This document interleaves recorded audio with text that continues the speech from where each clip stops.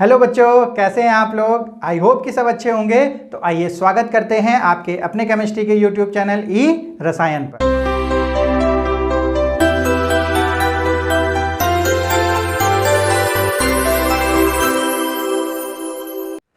आज के सेशन में बच्चों हम लोग बात करेंगे रदरफोर्ड न्यूक्लियर मॉडल के ड्रॉबैक्स की। तो क्या क्या ड्रॉबैक्स आए, तो जो हमारा मेजर ड्रॉबैक रहा रदरफोर्ड न्यूक्लियर मॉडल का वो था हमारी स्टेबिलिटी ऑफ एटम।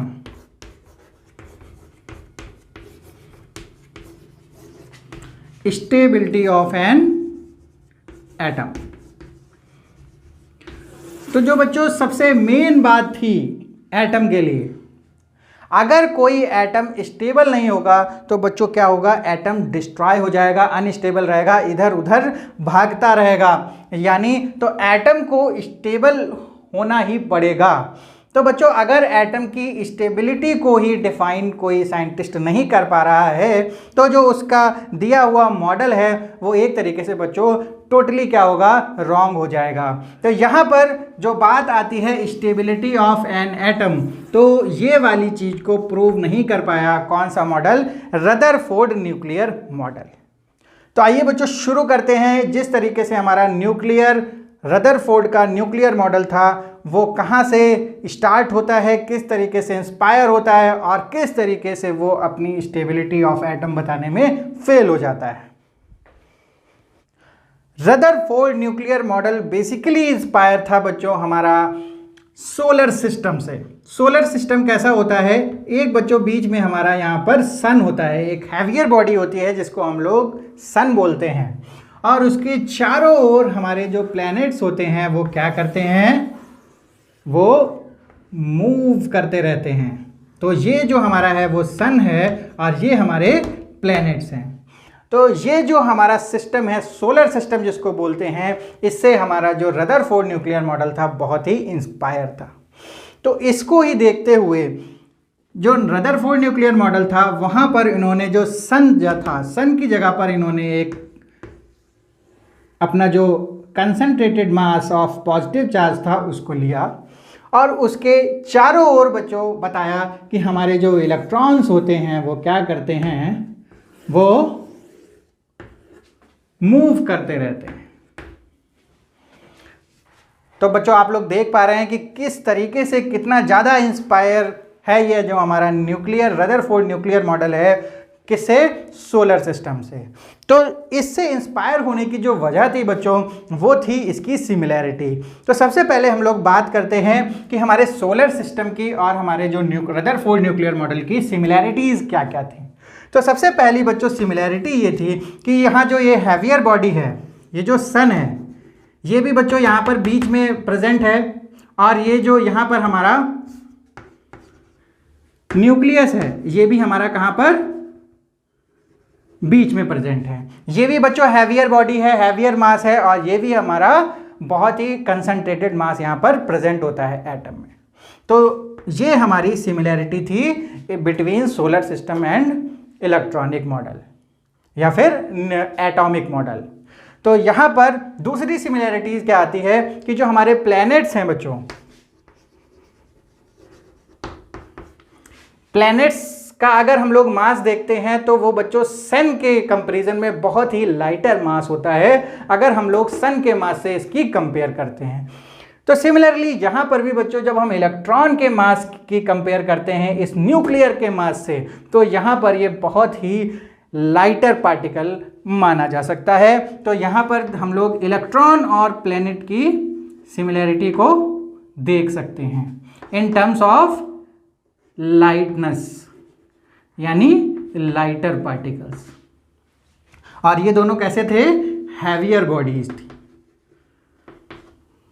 बच्चों। ये हैवियर और लाइटर हम लोग इसके अंदर ही कंपैरिजन करते हैं जब प्लैनेट और सन का, और यहाँ पर इलेक्ट्रॉन और न्यूक्लियस का कंपैरिजन बच्चों हम लोग प्लैनेट और इलेक्ट्रॉन का नहीं करते हैं कि ये वाले दोनों लाइटर हैं, क्योंकि बच्चों इलेक्ट्रॉन एक माइक्रोस्कोपिक पार्टिकल है और ये हमारे मैक्रोस्कोपिक पार्टिकल हैं।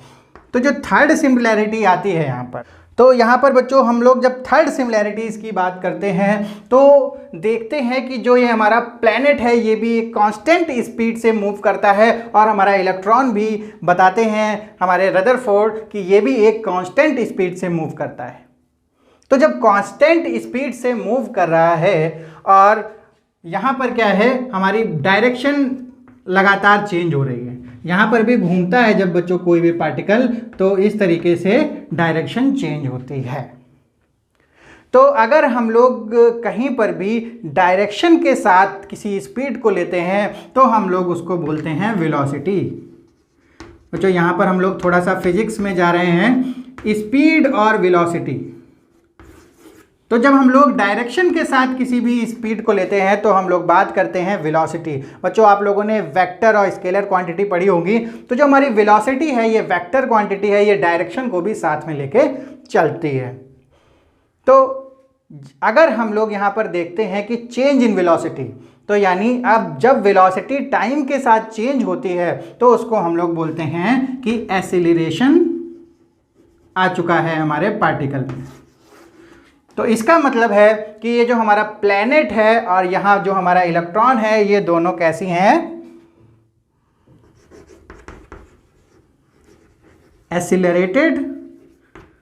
Accelerated bodies.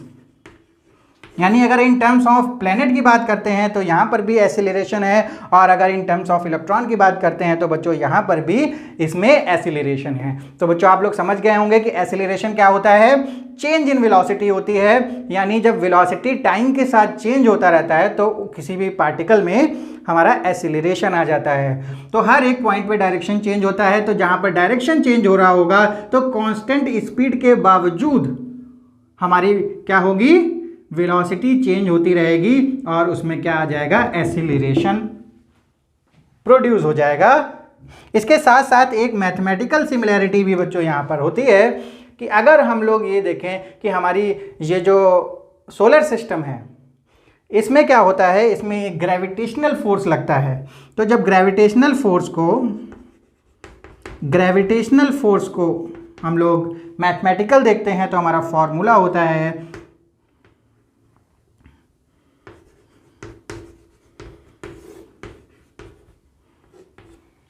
ये हमारा ग्रेविटेशनल कांस्टेंट है, ये है mass of the body and m2 is the mass of the body.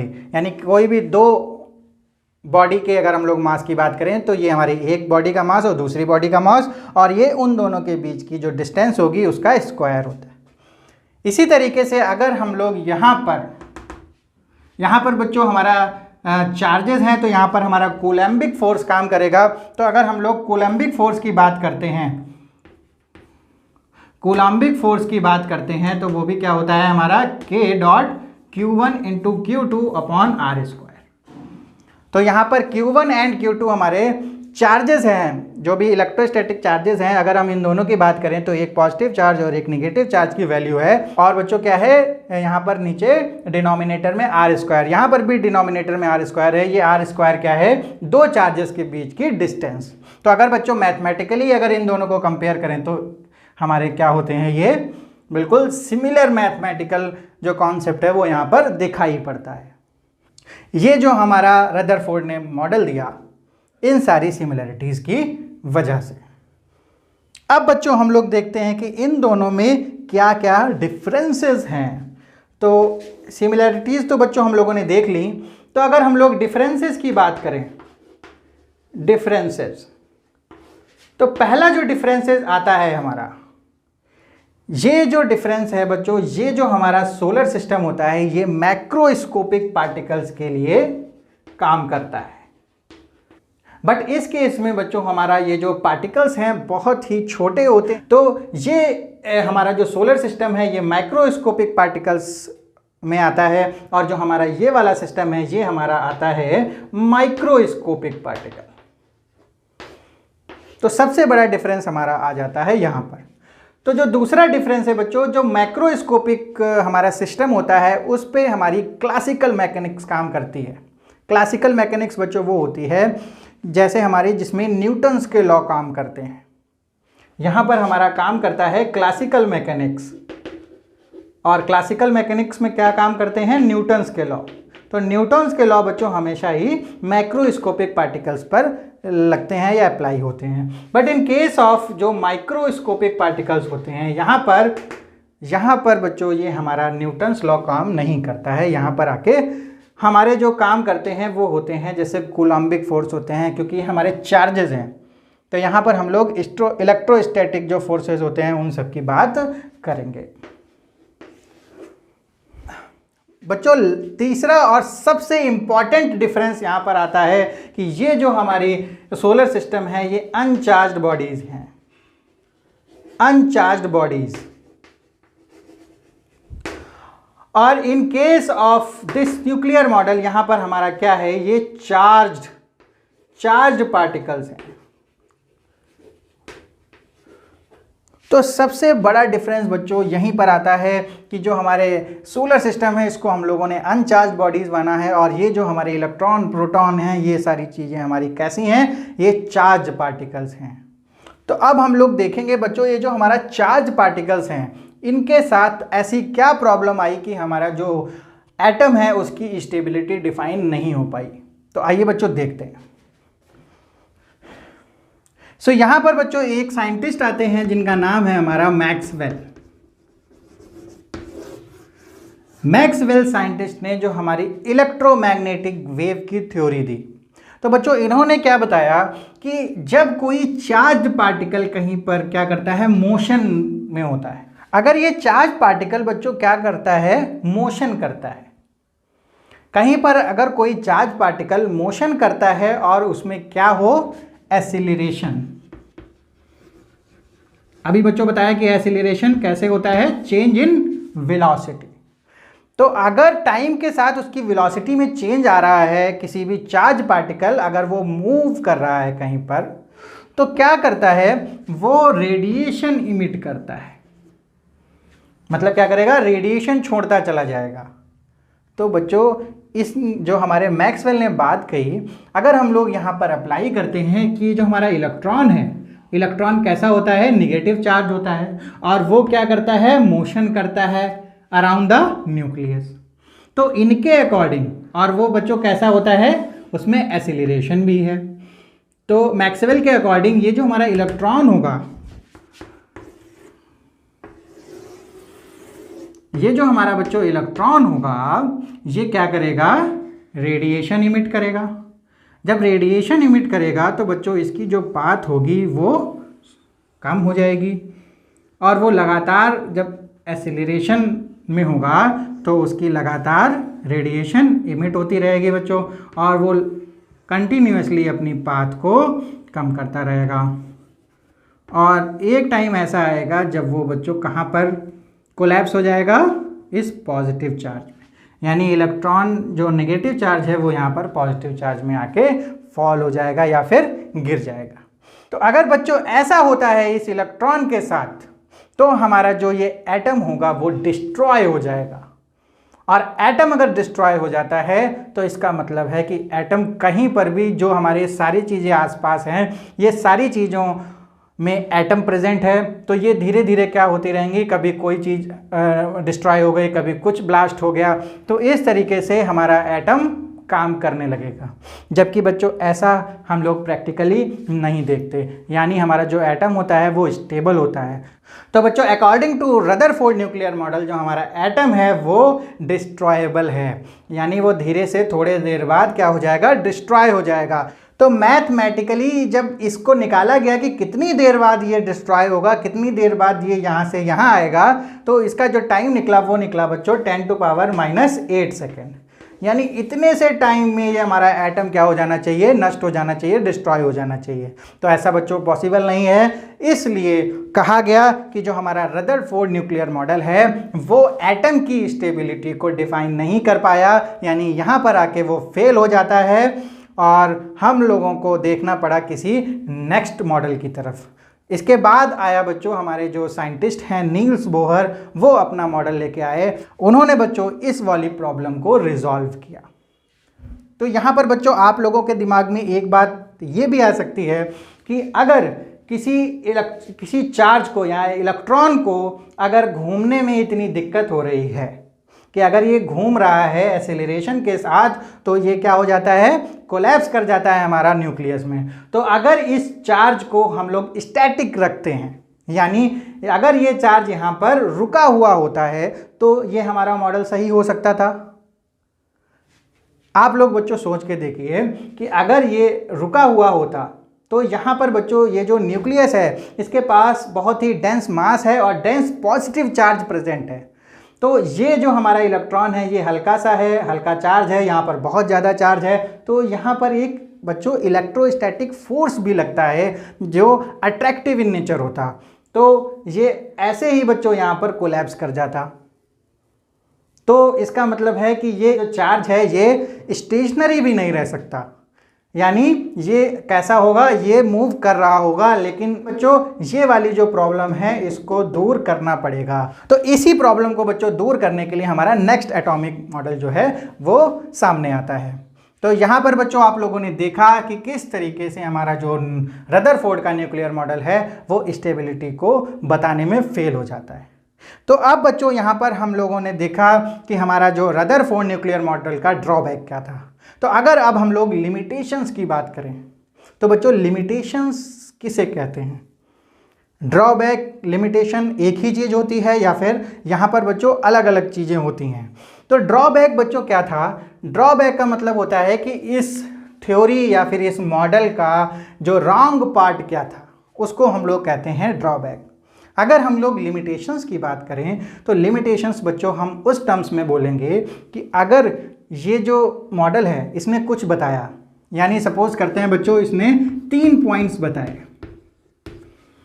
अब अगर तीसरा पॉइंट गलत है तो ये इसका ड्रॉबैक हुआ, और अगर चौथा पॉइंट कोई और बताता है, यानी अगर ये चौथे पॉइंट को नहीं बता पाया तो ये इसका लिमिटेशन हुआ, ये इसका ड्रॉबैक नहीं हुआ बच्चों, क्योंकि इसने चौथा पॉइंट बताया ही नहीं है।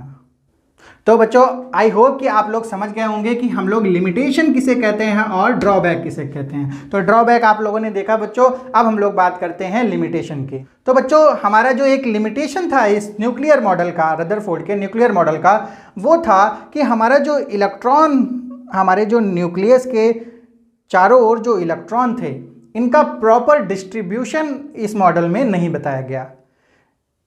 उसके लिए हम लोग बच्चों नेक्स्ट मॉडल की तरफ देखेंगे। तो ये जो डिस्ट्रीब्यूशन ऑफ इलेक्ट्रॉन था वो हमारा ये मॉडल नहीं बता पाया। इसके बाद बच्चों इलेक्ट्रॉन्स की एनर्जी के बारे में भी इस मॉडल में कोई भी बात नहीं की गई। तो ये दोनों जो पॉइंट्स अगर हम लोग देखें तो ये हमारे हो जाते हैं लिमिटेशंस, और ये जो हमारा पॉइंट था जो स्टेबिलिटी ऑफ एटम की बात हम लोगों ने की है उसको हम लोग बच्चों बोलेंगे drawback of this atomic model. So I hope बच्चों आज का सेशन आपको क्लियर हो गया होगा, आपको बहुत ही इंफॉर्मेटिव लगा होगा। तो अगर आप लोगों ने बच्चों इस चैनल को अभी तक सब्सक्राइब नहीं किया है तो चैनल को सब्सक्राइब कर लीजिए, वीडियो को लाइक कर दीजिए। इसी तरीके से बच्चों आपके सामने और इंफॉर्मेटिव वीडियो आते रहेंगे। सो आज के लिए बच्चों इतना ही, अब मिलते हैं अपने नेक्स्ट सेशन में। Till then bye bye.